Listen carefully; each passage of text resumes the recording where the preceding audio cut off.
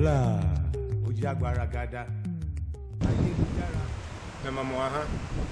This is Dr. Obadele Kamba coming at you once again from Institute of African Studies, Ghana. As we started last time, we are doing this series entitled Do You Speak African? And what we want to do is look at various African words that people, particularly in the diaspora, use. Again, with this idea that as opposed to selecting one single African language, looking at how organically it's already growing in the fact that people speak some words from Yoruba, some words from Kiswahili, some words from Chi, so forth and so on. So last time we did the word Ashe from Yoruba, and Ashe, as a quick addendum to that, one thing that came up in the forums at Abibitumi Kasa was the use of Ashe. And one of the things is that, people who have heard the word, sometimes they use it in a way that wouldn't necessarily be what they intend. And that Ashe, we mentioned last time that it comes from the root verb she, which is to happen. So usually you'll say it when someone says something that you want to happen. So if someone says, Wadagba, that you will become old, you will live long, basically, you would say Ashe because you want that to happen. Oftentimes people will use it even if it's something that's bad and they don't want to happen, but they mean it in the sense of, oh, that's true, oh, that's right, oh, that's word.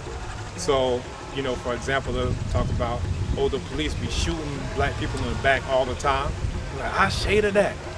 Well, no, when you say that, you're saying Ashe, you're saying that you actually want that to happen.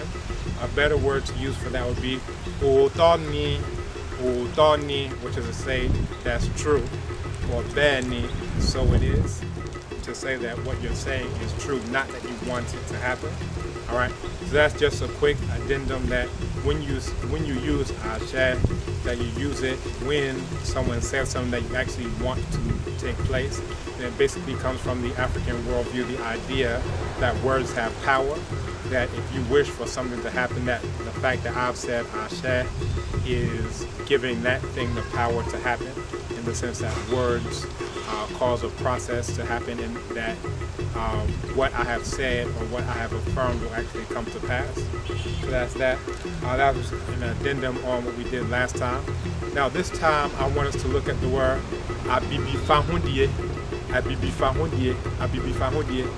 and that is a neologism, meaning it's a new word that it's coming out of the Chi variety of the Akan language, Akan being the umbrella and then Chi being one particular variety of Akan. And Abibifahodie, it comes from a nominalizing prefix and makes it a noun, a, and then bibi, to be black, and then fahodie, literally take your body and control it. And it has a sense of independence or freedom. So when you say Abibifahodie, you can translate that into English as African liberation or African freedom. We prefer the term African liberation. So Abibifahodie.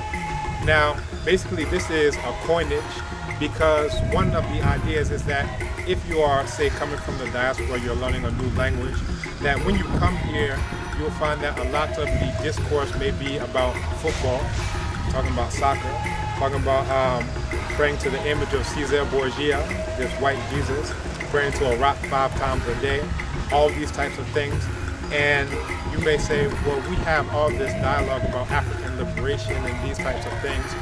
Why would we, start talking about things that really are important in the global sense of the global African world and African people? Like, let's just talk about football, or let's talk about, I want to get a Coca-Cola or something like that.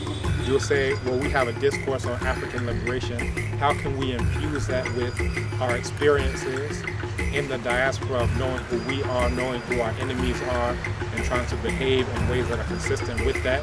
So once we start thinking about that, then if you come to the language and you find that there really isn't a discourse or even a word pre-existing talking about African liberation, well, now you have to fill in that void, fill in that gap. So again, looking at it as reciprocity, that whereas you've had various African languages stripped away from you, here that level of consciousness of wanting African liberation has been stripped away due to colonization. So when you're coming, you can learn various other words coming out of Africa, but at the same time, that doesn't mean that you have to throw away the concepts that you've developed, in the diaspora. And one of those concepts is Abibifahodie. Abibifahodie. Note that the is nasal. Abibifahodie, and that is African liberation. If you want to know more about the word or how it breaks down, go to abibifahodie.com, and that's where we have African combat capoeira, which is a variety of African combat sciences that we use to defend ourselves, our family, our community, our nation, and our race. So that is the second installment. So far we've dealt with Ashe coming from Yoruba. Now we've dealt with Abibifahodie coming from Chi. Alright, and we'd like to thank you again.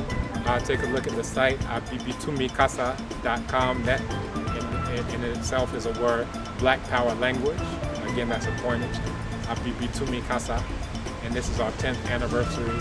And this is the Do You Speak African?